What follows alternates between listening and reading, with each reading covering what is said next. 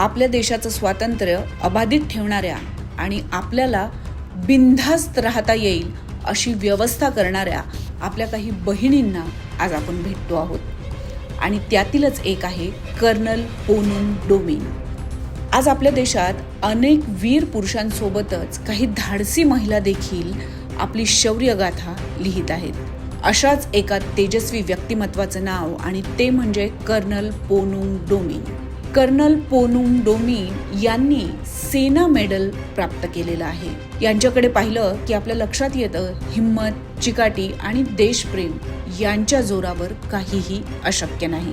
कारण colonel पोनून domain या अरुणाचल प्रदेशमधून येणाऱ्या पहिल्या महिला लष्करी अधिकारी आहेत। आज त्या कर्नल पदावर कार्यरत अधिकारी आहेत। त्यांनी भारताच्या संरक्षण क्षेत्रात महिलांसाठी एक नवीन वाट उघडी करून दिली।